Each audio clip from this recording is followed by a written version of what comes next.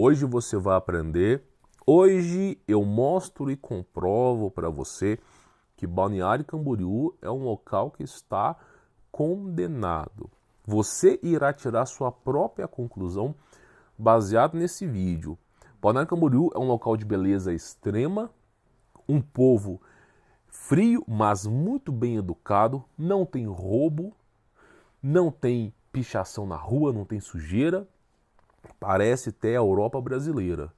Porém, a localização, dessa cidade é uma localização que futuramente, a partir desse momento agora, 2019 para frente, é um local que vai ficar instável devido às mudanças climáticas. Muitas pessoas vão interpretar isso como um aquecimento Parará-Pururu global. Eu não posso falar a palavra toda devido à censura aqui, mas não tem nada a ver com isso. Não se trata do planeta esquentar.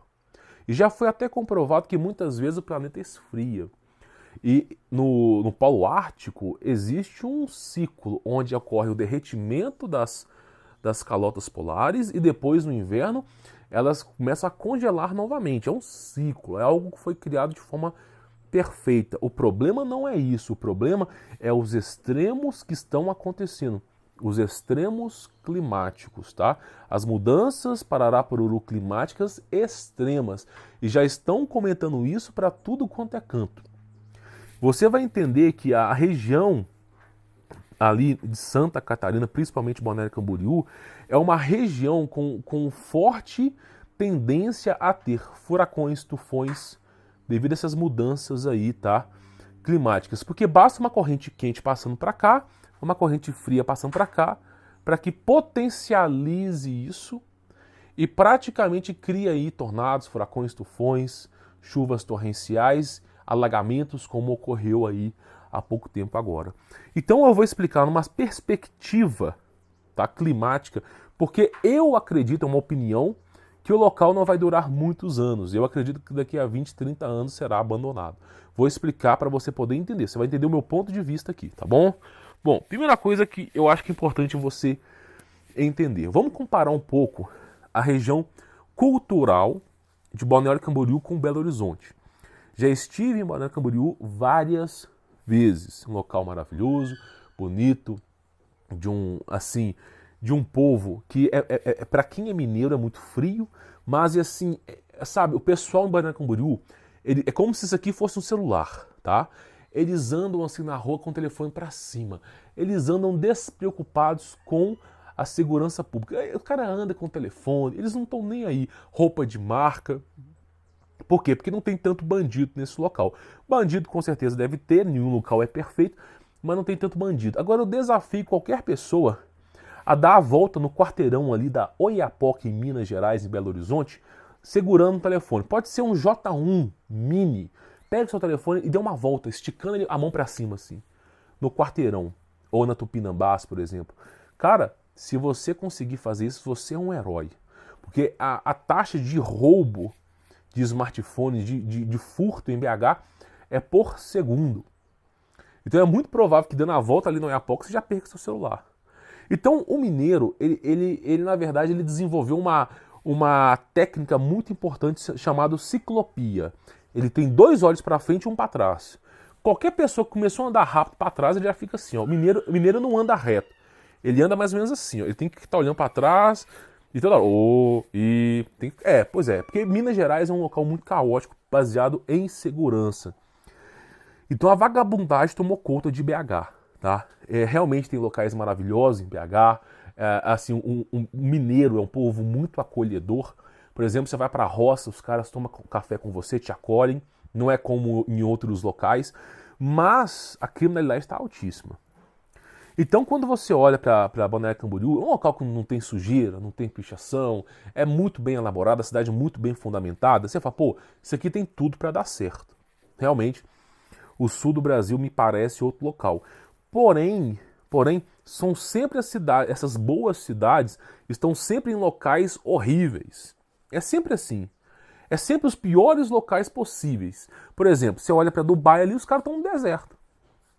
Um local maravilhoso, com grande infraestrutura, está no deserto. Se acabar o petróleo, aquilo ali vira pó. Tá entendendo? Ninguém vai querer... Ah, mas os caras estão investindo em turismo. E você acha mesmo que os caras vão caçar turismo em Dubai? Se os caras podem ter praia, podem ter um monte de coisa. Dubai, cara, eles gastam o dinheiro deles ali porque eles não têm onde gastar. São fortunas de trilhões e trilhões de dólares. Os caras não têm mais onde investir. Mas o que é importante você entender é que acabando aquele investimento em Dubai, a coisa vai retrucar um pouco para trás.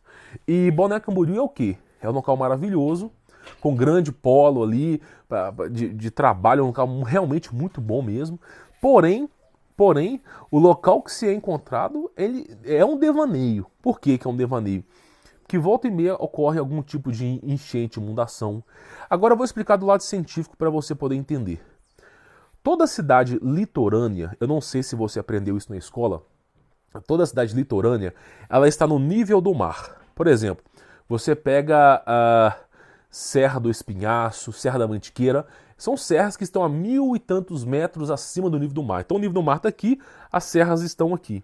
Isso, evidentemente, né, ajuda a barrar um pouco os ventos, tufões, algumas inundações. Porém, as cidades litorâneas no Brasil, elas estão no nível do mar. Então todas elas, a gente fala de Santa Catarina, a gente fala do Nordeste, a gente fala de qualquer canto, tá? Em tudo nível do mar. E o fato de estar no nível do mar, o que você acha que tem para baixo da terra? Por exemplo, deixa eu só te explicar uma coisa. Nessas cidades litorâneas, se você for fazer algum tipo de poço artesiano, você vai fazer um mini poço. Ali com 10, 15 metros já joga água para cima. Porque é um local com grande densidade de água debaixo da terra. Agora, por exemplo, se você vai, vamos dizer assim, você vai para Serra da Mantiqueira, por exemplo, e você vai fazer uma perfuração de um poço, você vai ter que furar 200 metros para poder encontrar água, porque está muito para o alto. Mesmo que exista veia d'água, né, é algo muito surreal. Então você vai ter é mais fácil procurar nascente do que fazer um investimento desse. Então, praticamente, o que eu quero que você entenda aqui é que existe água debaixo da terra. Eu já trouxe a notícia explicando para vocês que os cientistas descobriram que existem 3 vezes mais água debaixo da terra do que nos oceanos. Já trouxe a notícia para vocês aqui. E praticamente existem água debaixo da nossa terra. Por exemplo, onde você mora, por exemplo, se você for fazer um poço lá para baixo, você vai encontrar água. Então são camadas de terra, né, rocha, e tem água para baixo. E o que acaba acontecendo? É um local que já está com água do mar ali, já tem água debaixo e está no nível do mar, né? E sem grandes montanhas. Por exemplo, Balneário Camboriú não tem lá grandes montanhas, por exemplo, Minas Gerais, outros locais. Né? É tipo São Paulo. Você olha assim uma vastidão plana. Tipo Texas. Você olha assim uma vastidão plana. E o fato de ser plano potencializa o vento. Porque não vai existir barreiras para o vento poder... Primeiro que vem do oceano. Então, vindo do oceano, não tem montanhas no oceano. Não existe montanhas no oceano, tá? Então, o vento vem potencializando ali para chegar na cidade. Então, é muito mais forte ali o primeiro impacto climático, tá? O primeiro impacto ali torrencial de chuva. E baseado nisso, que não tem tantas grandes montanhas, ali sofre mais. Aí você fala, beleza, e o que isso tem a ver? Como que isso vai proporcionar para que uma cidade seja condenada? Aí eu vou explicar para você. Por exemplo, nós temos aqui algumas notícias. Por exemplo, impactos das mudanças para Arapururu climáticas no setor da energia. Isso aqui é uma notícia, tá? Outra notícia, tá? Mudança para Arapururu climática segue implacável e eventos extremos se intensificam. O que está acontecendo não é que a Terra está esquentando ou a Terra está esfriando. O que está acontecendo é que está acontecendo extremos, eventos extremos, mudanças climáticas extremas. Então, quando é verão é muito quente e quando é inverno é muito frio. Então, assim, a coisa que deveria estar equilibrada está se esticando. E o fato de ocorrer grandes mudanças é o fato de ocorrer grandes problemas para nós. Problemas, por exemplo, de tufões. Basta uma corrente quente encostar numa corrente fria para começar a criar um furacão ali. Então, o que acontece? Você olha para as notícias, eventos extremos climáticos, tá? É o tempo todo, eventos extremos climáticos, é o tempo todo, eventos extremos climáticos, tá? E o que isso quer dizer, tá? Quer dizer que as calotas, por exemplo, polares, vão ser derretidas e vai inundar a cidade, não. Isso aí é um mito que contaram para você. Pega um copo lá, o seu copo Lagoinha, copo de requeijão, encha ele ali até na metade com água. Um pouquinho para cima da metade, peço perdão, tá? Enche ali até naquela barra. Aí você pega um durex e marca ali. Coloca um gelo. Espera o gelo derreter e marca de novo. Vê quanto que aumentou de água. Ou faça uma medição, por exemplo, se você tiver aí alguma medição em ml, para você ver o tanto que aumentou de água. Não é tanto. Tá? Não é tanto. Então o que acontece? Esse derretimento não vai elevar tanto o nível do mar. Não vai elevar tanto. E outra coisa, existem ciclos. Então o que acontece? No verão as calotas derretem e no inverno elas ficam congeladas, elas voltam a congelar. O problema é que no verão tá tão calor que vai derreter tanto que vai subir de uma vez e depois no inverno vai voltar e vai ficar nesses extremos. Então nós estamos enxergando agora, nesse meado aí do século XXI, nós estamos enxergando extremos de temperatura. A gente vê, por exemplo, caixas de água derretendo no Ceará, por exemplo. O cara coloca a caixa d'água lá em cima, tá derretendo. Você já pensar que uma caixa d'água tá derretendo? Por exemplo, no Texas, você olha, por exemplo, não só o Texas, tem também eu vou lembrar o nome da outra cidade ali também, nos Estados Unidos, mas, por exemplo, no Texas, você vê os caras lá, quando chegam num verão extremo, os pneus dos carros estão derretendo. A borracha no carro está derretendo. É um calor tão extremo que muitas vezes você não pode andar com a janela aberta no Texas, porque se vier aquele ar quente, queima a sua cara. Sem brincadeira, quem mora lá sabe disso. Se abriu a janela ali, vem aquele ar quente, queima a sua cara. Então, assim, é um calor extremo. Nós estamos vivendo extremos. E aí você vai ver o quê? Um inverno extremo e um calor extremo. Com extremos nos climas, nessas mudanças climáticas, ocorre o quê? Mais meio caótico. É o que eu falo, basta uma corrente quente com uma corrente fria para criar um furacão, um tufão. E você vê todo ano as casas dos caras mandando para cima, lá no Texas. Não tem uma montanha para barrar. Então, assim, as mudanças Parará-Pururu climáticas, elas estão ocorrendo por causa de extremos. E aí você olha, por exemplo, a Balneário Camboriú, tem tudo para ser isso mesmo, como se fosse um Texas. Você não tem tantos empecilhos de montanhas, porque está na costa litorânea. Você tem cada vez mais a mudança climática em extremos. E você tem água debaixo da cidade, que proporciona uma enchente. Porque como é que uma água que está debaixo da cidade proporciona enchente? Vamos analisar, por exemplo, Belo Horizonte. Belo Horizonte é uma cidade que tem uma tubulação de água ali da Copasa, né? Então tem água debaixo da cidade, tem rios que abastecem aquilo ali. Mas a cidade não consegue drenar tanta água. Como tem água debaixo da cidade, que se você fizer um mini poço você já encontra água, como tem água debaixo da cidade, quando chove ela não consegue sugar como se fosse uma esponja a grande quantidade de água, porque já tem água embaixo, então demora mais para sugar. A enchente ocorre porque a terra não dá conta de drenar aquela água. Não dá conta. E isso acontece muito por lá também, porque tem água demais. E aí é o que eu digo para você, cada vez mais extremos. Os moradores desses locais estão vendo coisas que eles não viram há 20, 30 anos. E só vai piorar. Não estou dizendo para você que é o fim e acabou. Não é isso. Mas cada vez mais vai ter uma desestimulação. O cara que é investidor, por exemplo, eu quero investir aqui. Quando ele bateu no jornal e vai procurar os últimos 5 anos, nos últimos 5 anos foram 3 enchentes. O cara vai olhar e falar assim, não é tão bom assim investir. Tanto é que já existem outros locais no Brasil que já estão falando que é o novo Balneário Camboriú. Só que é o quê? É o que eu sempre digo, eles sempre constroem os locais nos piores locais possíveis. Tá entendendo? Então o que acontece? Essas mudanças climáticas, elas vão impactar de maneira muito catastrófica. Muito catastrófica. E isso, cada vez mais vivendo extremos, vai desestimular as pessoas de morarem ali. Primeira coisa, vai desestimular investidores. Os caras vão olhar para aquilo ali toda hora, furacão, não sei o quê, não vai querer investir tanto. Ponto número 1. Sem tanto investimento, não tem tanta infraestrutura, não tem tanta mão de obra. Então não vai ter tanto emprego, porque é o investimento que traz o emprego. Aí simplesmente vai abandonando. E vai abandonando. Você lembra, por exemplo, eu não lembro o nome da cidade do Amazonas, não me lembro, não me falha a memória para não falar bobagem aqui, mas praticamente é isso. A febre da cola, né? eles estavam tirando cola lá das árvores e estavam desenvolvendo. Depois que começaram a fazer cola sintética, a cidade parou. É mais ou menos isso.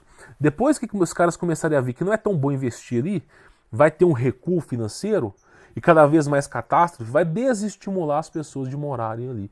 É o meu ponto de vista. Eu posso estar errado? Posso estar errado.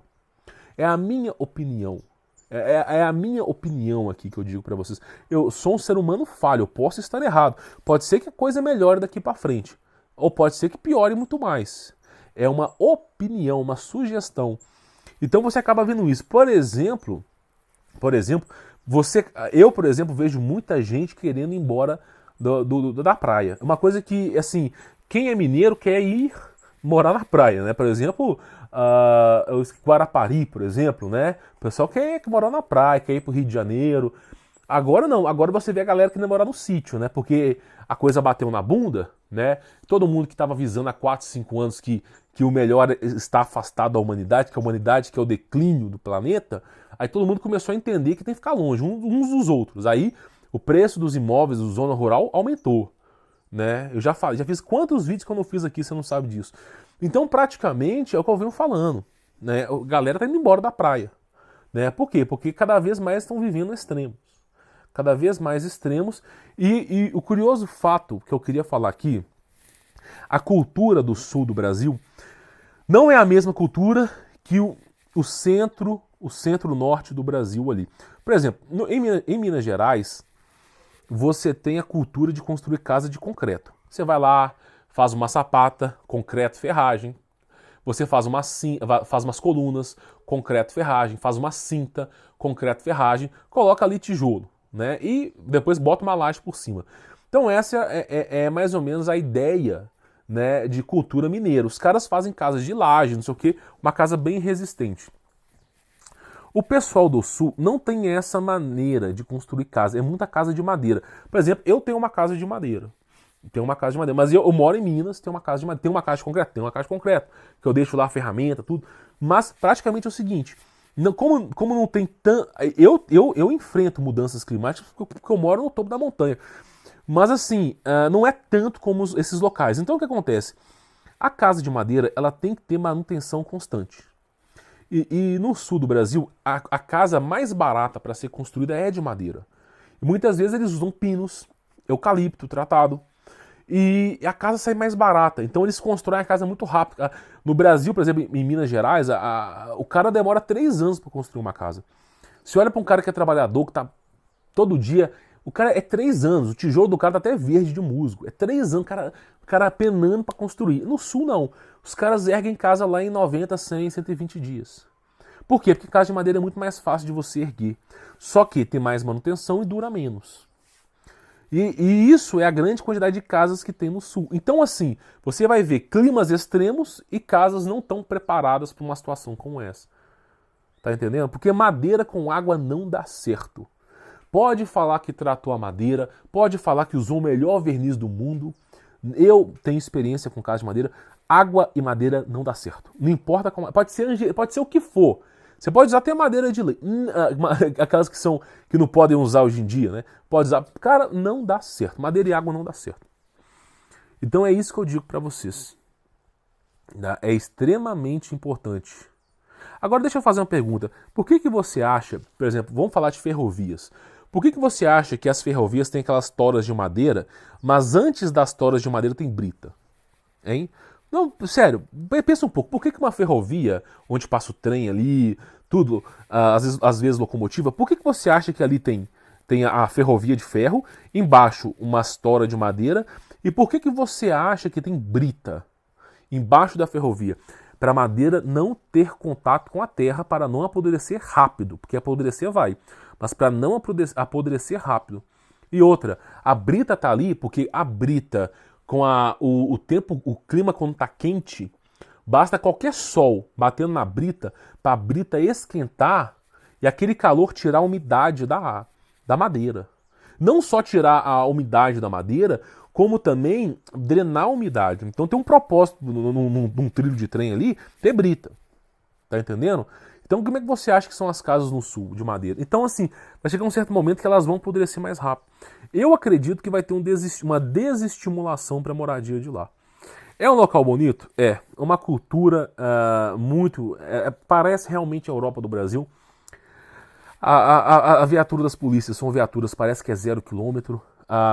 Os policiais são bem treinados, né, para poder repassar a informação. Não é igual em Minas Gerais, que você tem que tomar cuidado porque você fala, senão você toma um peteleco, né?